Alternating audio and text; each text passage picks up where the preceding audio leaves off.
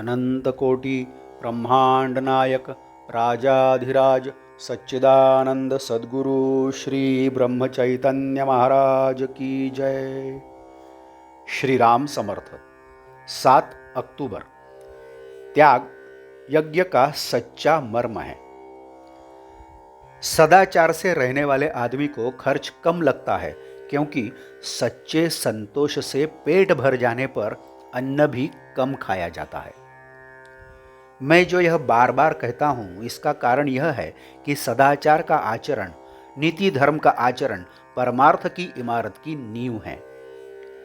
नींव यदि मजबूत नहीं हुई तो उस पर खड़ी की गई इमारत अधिक दिन टिक नहीं सकेगी। वैसे ही यदि हम नीति से व्यवहार करें तो फिर आगे के कर्म कोई बहुत काम के नहीं होते। परस्त्री माता के समान मानो, परद्रव्य की अभिलाषा मत करो और पर निंदा का विष्ठा के समान त्याग करो। इन 3 बातों को बहुत संभालो। परमार्थ की इमारत हमें 3 बातों पर खड़ी करनी है। केवल नींव डालकर जैसे घर में नहीं रहा जा सकता, वैसे ही नींव के बिना इमारत भी नहीं खड़ी की जा सकती। राम करता है यह भावना रखकर नाम में मन लगाएं तो यह स्थिति परमार्थ रूपी इमारत में आनंद से रहना ही है। व्यावहारिक बड़प्पन एक तरफ रखो और भगवान की अनन्य से शरण जाओ। भगवान अवश्य राह दिखाएंगे। भगवान की शरण जाते समय सब भूल जाओ। मानो कोई आदमी नाटक में राजा का काम करता हो और नाटक समाप्त होने के बाद घर आकर भी वह राजा के समान ही व्यवहार करने लगे, तो उसका सारा व्यवहार हास्यास्पद हो जाएगा। वैसे ही भगवान की शरण जाते समय हमें मैं बड़ा भक्त हूं, विद्वान हूं, पैसे वाला हूं, ये सब बातें भूल जानी चाहिए।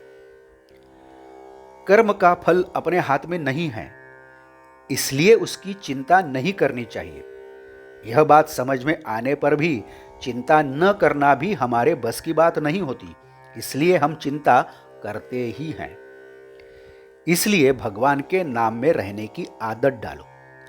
कर्म करना कोई बड़ी बात नहीं है, क्योंकि हमें कर्म करने के बिना चैन ही नहीं आता।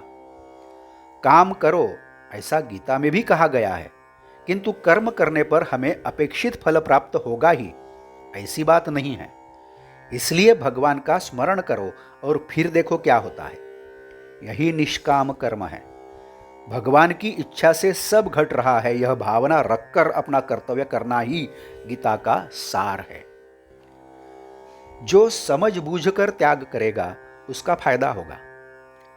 वैसे भी संन्यास और त्याग दोनों अपने पास हैं, अर्थात दोनों हमारे भीतर हैं ही। भगवान के बारे में हम सन्यासी वृत्ति धारण करते हैं और अपने माँ बाप को छोड़ देते हैं, ऐसा त्याग किस काम का?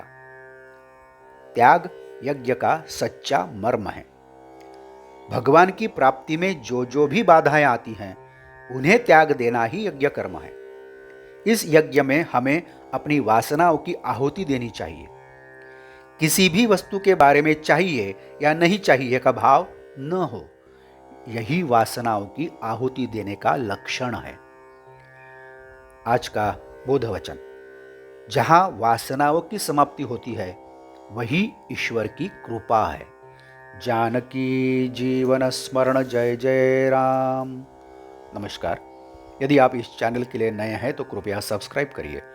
यदि आपने इस चैनल को अभी तक सब्सक्राइब नहीं किया है तो आप भी सब्सक्राइब करिए।